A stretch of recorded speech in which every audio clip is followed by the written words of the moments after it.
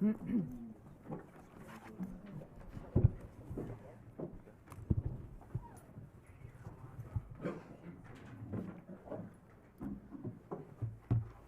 afternoon and welcome, everyone.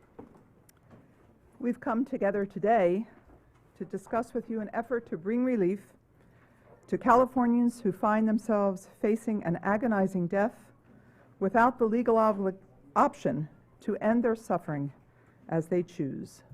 There must be a better way, and there is. We are here today to announce the introduction of our bill, SB 128, the End of Life Option Act. Joining us is a broad coalition of supporters and advocates from across the state, including a number of our colleagues from the Senate and the Assembly. We have, of course, Bill Monning and Susan Talamantes-Eggman, Assembly and Senate, respectively, and they will speak shortly. We also have with us Mark Leno, Hannah Beth Jackson, Ed Hernandez, Jerry Hill, Mark Stone, Christina Garcia, and Bill Quirk.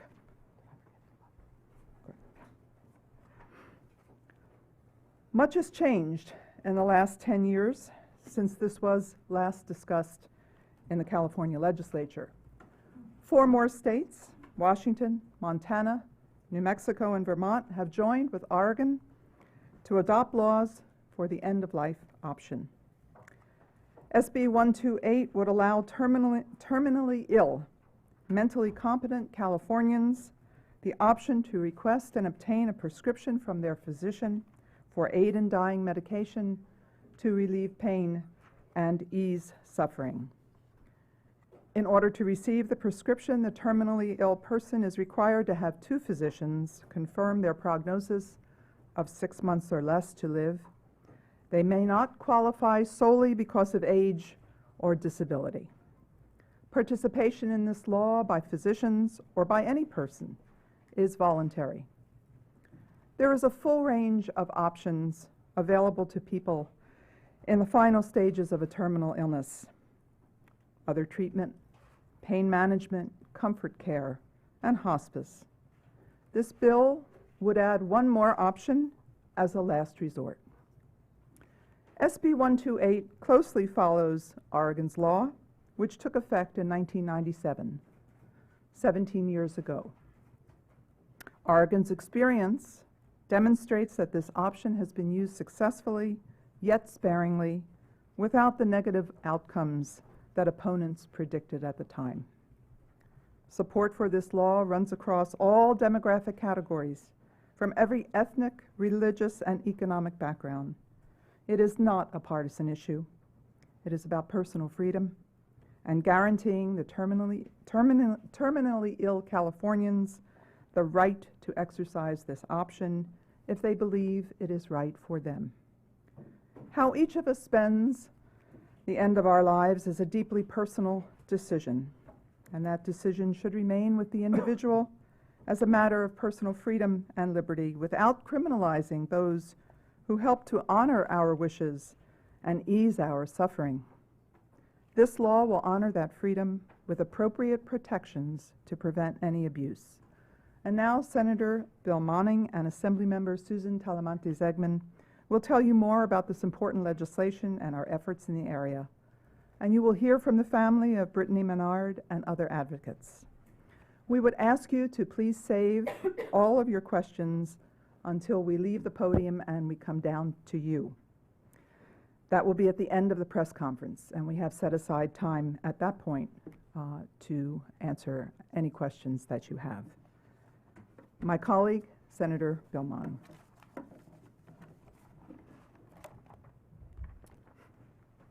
Well, thank you, Senator Wolk. I want to thank all of the members of the media for being here today. I want to thank our colleagues, and especially thank those who you'll be hearing from today who are here because of a tremendous loss, a loss of a family member. The Brittany Maynard family, Dr. Olvera, who you'll hear from, are involved in here today because of a tremendous loss. And we want to begin by offering our condolences to their families and to other families similarly situated. and out of respect for families who are still actively grieving, we are not going to entertain questions from the floor. As Senator Wolk said, people will be available for individual questions or interviews. Senator Wolk has set out the parameters of this legislation. We're informed largely by success in Oregon, Vermont, now Montana, Washington, New Mexico, in establishing a legal right to exercise choice at the end of life, including the choice of a death facilitated by a pharmaceutical prescription only after the strict criteria are met of evaluation by 2 independent physicians and a finding of mental competence. Again, this is voluntary and would not be mandated on any patient, any physician, or any pharmacist, or any medical institution. But at the core of this is respecting the dignity and the self-determination, and I believe a civil right and a human right, of a patient with a terminal diagnosis who faces a death sentence not of their own choosing, to have the power of autonomy and choice to manage that death sentence at the end of life, to be a peaceful passing with compassion both for patient and for suffering family members. You're going to hear from people who have dealt with the challenges at end of life and who are facing the challenges of an end of life diagnosis. I will just close by underscoring something that you will read in the legislation. We choose to call this an end of life option act. Some will describe this as physician-assisted suicide, and we strongly disagree with that characterization. As Brittany Maynard said in her own very eloquent and courageous voice, she said, "I don't have a suicidal bone in my body. I want to live, but I have a terminal cancer condition that will kill me. Within that death sentence, I choose to have some option to ease the pain, the suffering, and to choose the terms and conditions of my inevitable death." So in respect for her courage and sacrifice, we have named the act as an End of Choice Option Act and think that is the appropriate description. It's now my honor to introduce our Assembly colleague and principal co-author in this legislation, Assemblymember Susan Talamantes Eggman. She's the chair of the Majority Caucus in the Assembly, and Dr. Talamantes Eggman has nearly a decade's worth of experience in hospice care as a medical social worker and research experience in the field of end-of-life care decisions. That experience informs her legislative priorities, and in 2013-14 session, Assemblymember Eggman authored Assembly Bill 2139, signed into law by Governor Brown, which ensures that terminally ill patients be provided with the full range of care options available to them. In essence, that their caring physicians provide them with a supportive information of end-of-life options. So with that, I invite and thank Assemblymember Talamantes Eggman for her leadership in the Assembly and beyond the Assembly in her life's work. Please, Assemblymember Talamantes Eggman. Thank you. Thank you, Senators, and thank you to all people who are here. And again, I echo in offering my condolences for families still grieving. As Senator Monning said, I worked as a hospice social worker for a number of years, and I can tell you that you learn a whole lot about living when you sit every day with dying. For many people, people want a range of options. For some people that's hospice, for some people that's palliative care, for some people that's treatment no matter what. But my experience has been that individuals want to die oftentimes as they have lived. And so for people who have experienced a high degree of control or a high degree of autonomy in life, to be able to carry that out into the end of their days is important. So I worked as a hospice social worker. I was in Portland in 1997 when the legislation went into effect, and I was getting a PhD in social work and social research. I was lucky enough to do my research internship at the Oregon Center of End-of-Life Decision Making. I did my dissertation on end-of-life. And the conversations that we were having now in California were very similar to the conversations that were going on in Oregon at that time. I remember seeing a cartoon that said, we're not going to have enough ground to bury everybody because people from around the country are going to flock to Oregon to be able to exercise this right. Over a decade later, we've seen that research, it is not true. A very limited number of people have chosen to use the law. There is virtually a no abuse of the law. So a lot of the fears that people have just have not come into being. And I will say, just from a personal perspective, I have also personally, at their bedside, cared for at least 5 family members as they have died.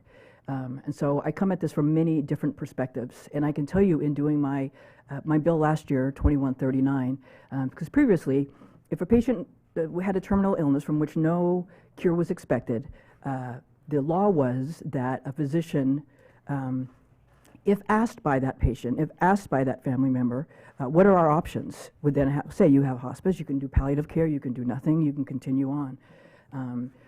Coming from a Mexican-American background, I know culturally that oftentimes, like, my grandmother would not even have known to question a doctor, not even known how to say, you know, what else can I do? So the goal of my bill last year was just sort of to flip that to say that if a patient has a terminal diagnosis from which no cure is expected, that then the physician, at diagnosis or at a follow-up time, that patient would have to be provided with their full range of treatment options, including continued care, palliative care, hospice care, or nothing. And I can tell you that was some of the most emotional debate that happened on the floor last year, I think. It's an incredibly personal issue for people. It was a hard bill for me to get through. But I think the takeaway from that is that it is personal for people. People argue it from their heart, which I think serves to underscore the need for a law like this, that everybody should have the ability at the end of their life to have as much say-so over what they want to happen as possible. Also, as a professional social worker, one of our core values is around self-determination. So I think especially at end of life, people want to, again, die as they have lived, and for people who want to maintain as much self-control as they possibly can, they should not have to go out of state in order to exercise that option. So we think the time has come, and I'm proud to stand with the senators and the family members and my colleagues to talk about this very important bill today. Thank you. Thank you, Susan. I'd now like to introduce Dan Diaz to you. He is the widower of Brittany Menard. Brittany and Dan were married less than 2 years when she was told that she had a few months to live after being diagnosed with a stage 4 glioblastoma. I'd like to welcome Dan and thank him for his courage in being here. Thank you. Good afternoon. I'd actually like to start by saying thank you to the legislators that are on stage with me for putting forth this legislation, something that my wife viewed as an ethical and very logical decision. To that, being the 4th person up here, the points that have already been brought up were the very ones that I was going to put forth as well. That this is an option, that my wife, upon receiving the diagnosis of the brain tumor and the prognosis of having only 6 months, we were faced with the decision of, she recognized to stay here in California would mean that she potentially would face a horrific death. Brittany was a Californian. We lived in this state, and she would have preferred to have been able to pass away peacefully in this state. When she did receive the diagnosis of having the terminal brain tumor, she found that, well, the reality is we need to move to Oregon in order to avoid the horrific suffering that was coming her way. She was disappointed that we had to up and move to a state in the middle of dealing with the chaos of a brain tumor diagnosis and that 6-month prognosis.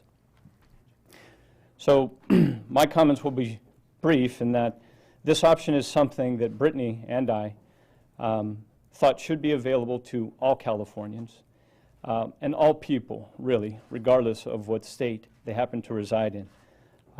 I again thank the legislators for their wisdom in putting together this effort, and I look forward to hopefully this becoming law sometime soon. Thank you.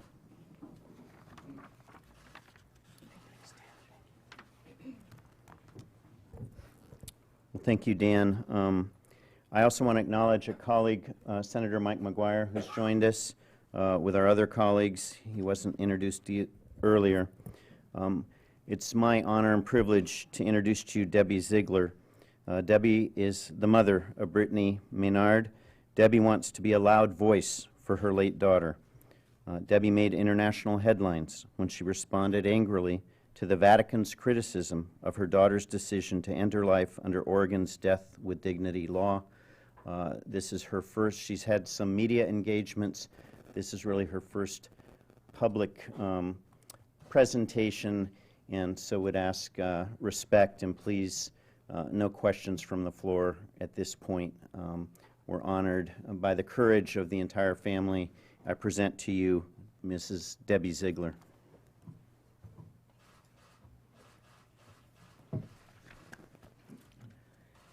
Good afternoon. I'm Deborah Ziegler. I'm Brittany's mama. She called me mama, so I continue to go by that.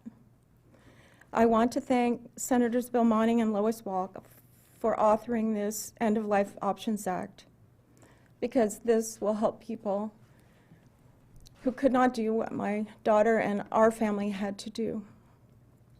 This bill will give terminally ill adults in California the option to choose aid in dying. And I thank you with my mother's heart for doing this. Dying on one's own terms. I don't think it's something that we think about a lot until we are faced with something in our own family, a debilitating, cruel disease like brain cancer, and a terminal prognosis. It's hard to understand. It's hard to understand until it's in your life and it's in your world how important this choice to die on your own terms becomes. But when it does happen to your family, you see that this is a basic human right.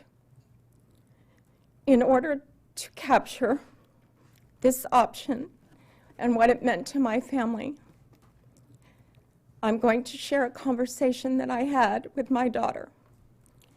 We had this conversation on a rainy evening in Portland, Oregon, where we had essentially been forced to move because we could not accomplish our goals in California. Very near the end of her life, after some news trucks had left and reporters had packed their things, I made banana pancakes. I was so tired, and Brittany was so tired. And we ate those banana pancakes and watched the rain come down. And we agreed that given her devastating brain cancer prognosis, that she was fortunate to have a mother and a father and a husband who had the resources and the time and the fortitude to help her establish her new home in Oregon. And this home would be the home that she would live the remainder of her life in. It would be the home that she died in. We knew that most Californians would not be able to do what we did. We knew they couldn't leave their homes. They couldn't leave their jobs. They couldn't leave their families, their friends, their pets. We had to do all of that. It added another layer of pain. We knew that it wasn't fair or right, that this is what we had to do, that in order to get this legal right, that we would have to go live there and qualify under their stringent requirements for terminally ill adults. In order to obtain the medication, we did everything. We dotted every I, we crossed every T. We followed every single bit of the program. And when Brittany received the news that she qualified and that she was going to get the medicine, it was a moment of peace. And so that evening, as we sat warm and dry and cozy, we were filled with, oddly enough, love and gratitude, because we knew we were where we needed to be. And in spite of all the added stress that we had been under, looking for, renting a home, furnishing a home, making a home, because my daughter did not want to just die in some cold, impersonal environment. We'd left our pets. She loved her dogs. My husband and I love our dogs. We left them behind. We had left friends. We'd left our supportive network. And yet Brittany and I felt appreciative of her legal right in Oregon that she could decide when enough was enough. My daughter was visibly relieved when she qualified for the medication. When she had the medication, she took great comfort in the assurance that she was the sole decision maker about how much pain she was going to endure. Her beautiful face softened. There was a peacefulness in her gaze. Excuse me.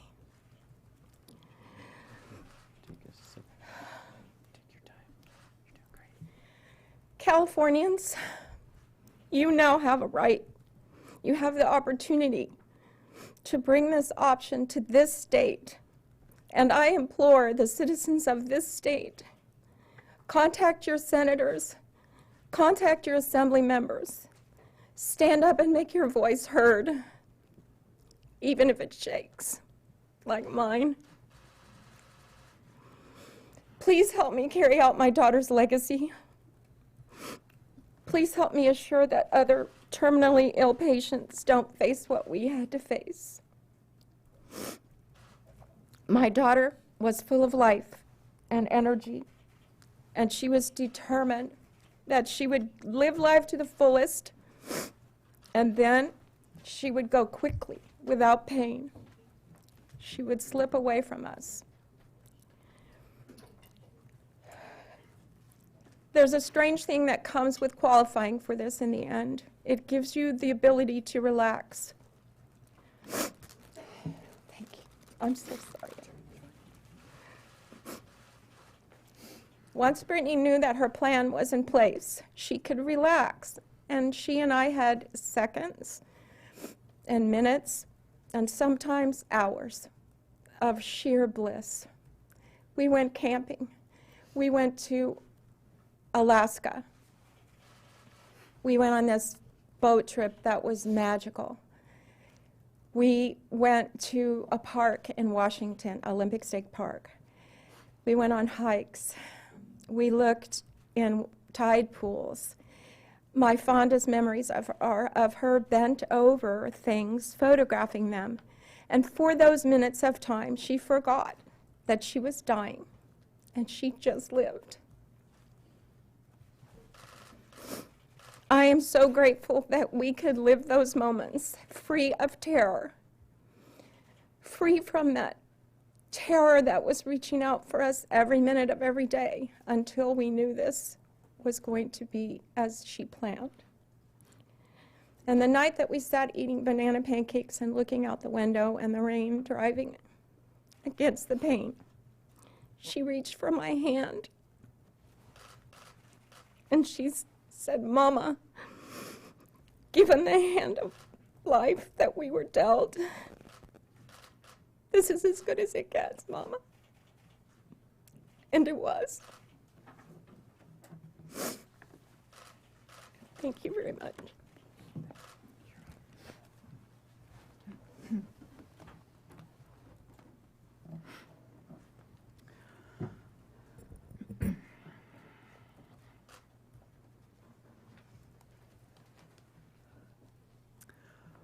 For those of us that were galvanized by the story of Brittany Menard and the courage of her mother and husband, we continue to be just amazed at the strength that it takes to be public and share with the public such an extraordinarily personal story. Thank you. Thank you. I would now like to introduce the Reverend Dr. Ignacio Castuera. He's a Methodist minister on the board of directors of Compassion and Choices. He has championed numerous causes that have grown quickly into wider acceptance. He is the director of the Latin America project of the Center for Process Studies at the Claremont School of Thought. Welcome, Dr. Castuera. Thank you very much. Muy buenas tardes. Ignacio Castuera, pastor metodista, member of the board of Compassion and Choices, the oldest and largest organization dedicated to expand choices at the end of life and to provide as much care for those who find themselves in that situation. As a pastor, it has been a privilege to participate in the moment of decision about life and death, when even family members sometimes are banished from the bedrooms of where people are dying. A pastor is welcome, and I have been in those holy of holy moments with people. And I have never heard a person say, I want to keep on going. They want to end the pain. They want to die in peace. And they would like to, if possible, avail themselves with some kind of a medical solution to what seems to them as unending pain. This understanding became quite dramatic for me during the times of the AIDS pandemic, when it first started, when Kaposi sarcoma was the death sentence. And I was there at Hollywood United Methodist Church, and I saw many young lives cut short, and many people suffered just the kinds of things that they shouldn't suffer. And some of them, a few of them that did have the means, were able to have their own ways of sort of slowly going with friends and taking something provided by a caring person, sometimes brought across the border, sometimes provided by just a caring nurse or a loving doctor. That should not happen. But I also was prepared little by little to face my own situations. When I was a pastor in one of the wealthiest communities in Southern California, I had the opportunity to witness something similar to what happened with Brittany. A young woman, a little older than Brittany, was begging her mother to do something, and she would say, we have treated our pets better than you're treating me. It was extremely difficult for me as a pastor to try to mediate between mother and daughter as they confronted that situation. Eventually, 11 years and 1 day ago, my father summoned my siblings and I to his bedside and said, I have lived 90 years. I do not want to live anymore with pain. I am not afraid to die. No le tengo miedo a la muerte, pero no quiero sufrir. And so on February the 2nd, he died because he refused to eat, refused to drink, refused any medication. Not the easiest kind of thing to do, and eventually died. That also shouldn't have happened. He should have had someone that stepped forward. We should have had at that time the kind of legislation that we're hoping that our state will soon have. I urge you all, I urge every Californian to work together with our elected representatives to make sure that the sacrifices that have been made by the Menard family do not turn into smoke or steam, but instead are solidified in a very strong movement that provides for every Californian the very right that Brittany wanted for each and every one of us. I thank our legislatures, and I urge you all to follow them. Thank you. Thank you, Reverend. Our next speaker is Dr. Robert Olvera. He's a family practice physician whose daughter died, Emily Rose Olvera. She was a 25-year-old Orange County woman who died from a rare form of leukemia on April 26th of this past year. During the last months of her life, Emily Rose suffered in agony with excruciating headaches, and that no painkiller could alleviate. She was blind, confined to her bed, and struggled to breathe. I present to you Dr. Robert Olvera.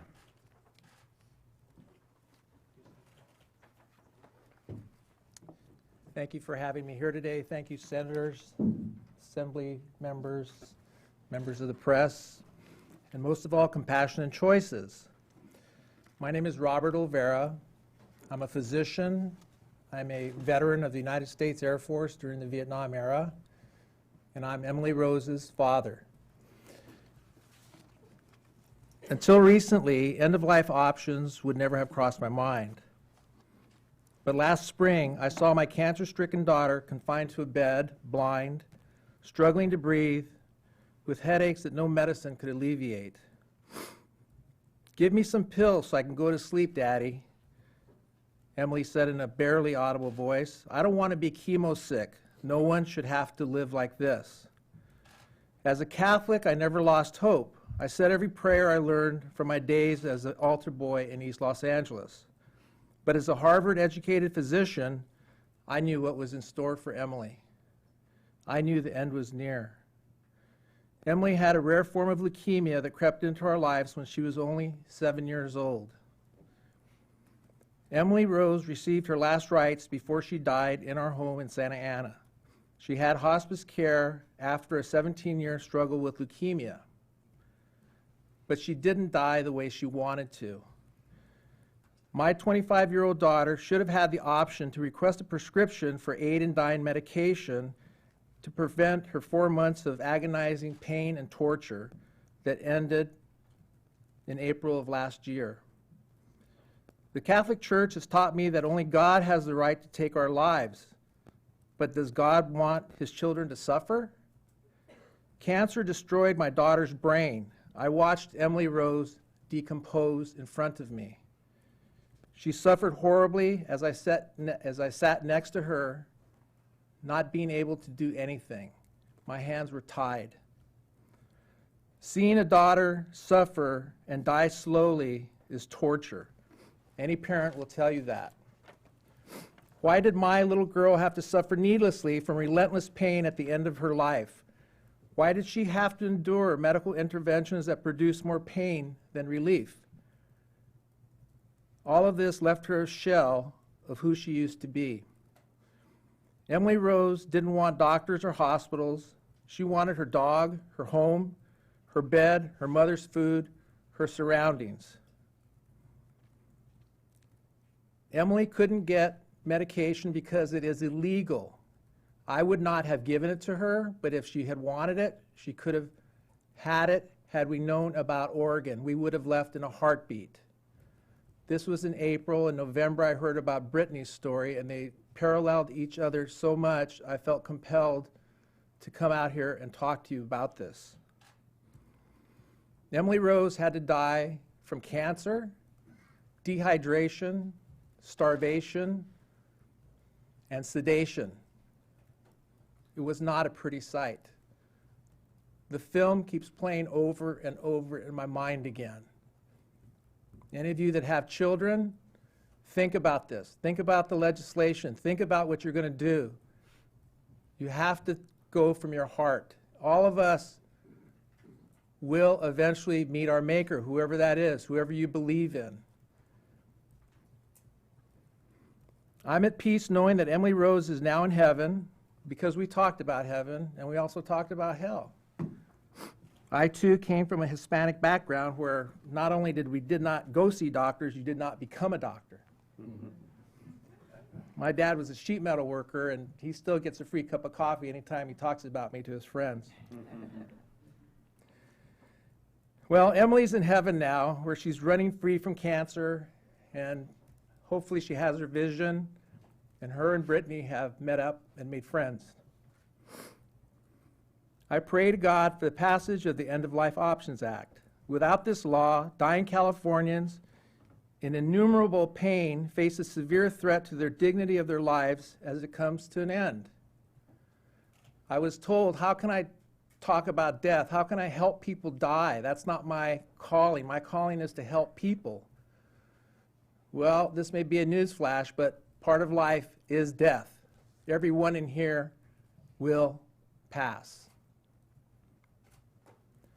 I will fight for you, Emily Rose. I will fight for Brittany Menard and other terminally ill Californians so they don't have to go through what you went through. Life is tough without you, Em. You are always in our hearts. God knows how much we miss you, that you don't suffer anymore. Thank you.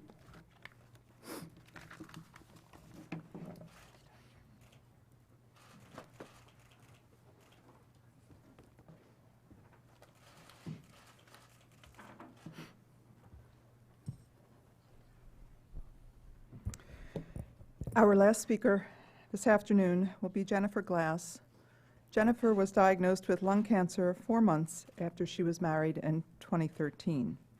Her cancer seems to be contained for the moment. Good. Jennifer is living month to month, hoping that each CT scan will show that her cancer has not begun to grow again. And we share that hope with you. Jennifer.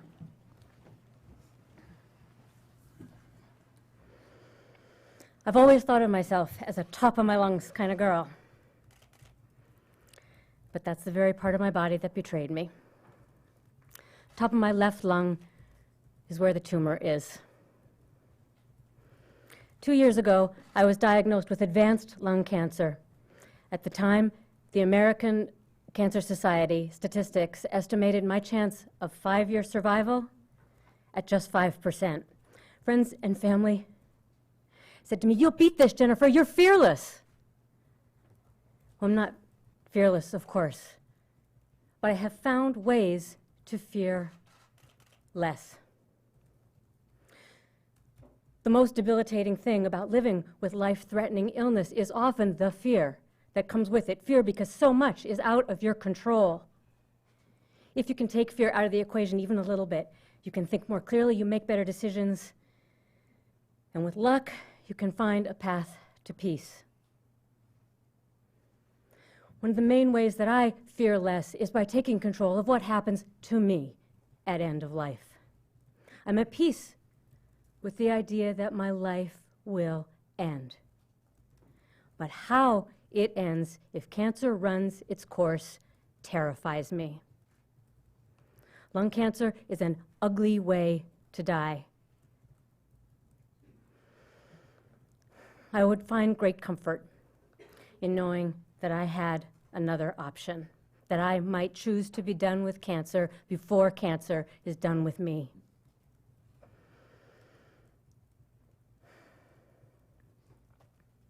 A little bit more than 2 years ago, I got married for the first time. My wonderful husband, Harlan, is here today. Together with Harlan's 2 kids, my stepchildren, we were just learning how to be a family when we learned that I have cancer. Throughout my illness, my greatest comfort has been being in my home with the people I love. Every time I've had to go to the hospital, I'm just so cold. And my home is warm. And it's familiar. It's where we have become a family, and it's where I want to die. At the time I was diagnosed, my cancer had already spread too far for surgery to be an option for me. So I underwent aggressive rounds of chemo and radiation, and now I take an oral chemotherapy, a pill I take every day that so far is keeping my cancer contained. It has hard side effects. I'm doing everything I can to extend my life. No one should have the right to prolong my death. I'm at peace with the idea that my life will end. I don't know how long I have, but I do know that it's an issue of quality of life, and that has to include end of life. The quality of my days would be so much improved if I could fear less.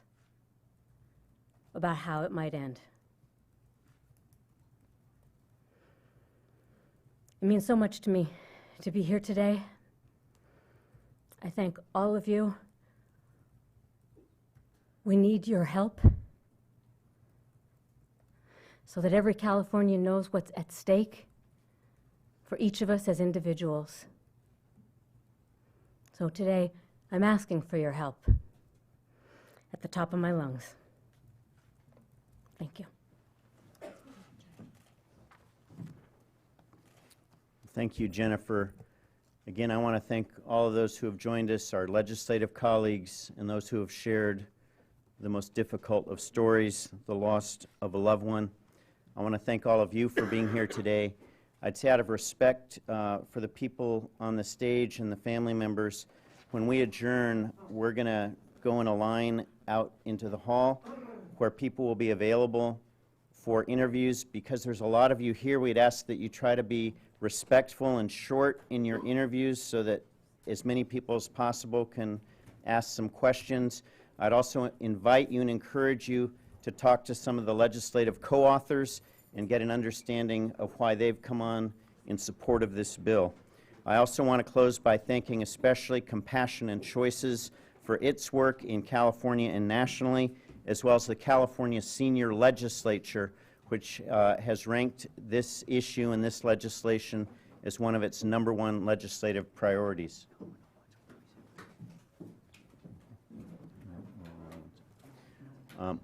There will be no one-on-one interviews today with Ms. Ziegler. Out of respect for her, she shared her story with you. Please share and tell that story that she shared with you today. And again, thank you for being here, and this session is adjourned.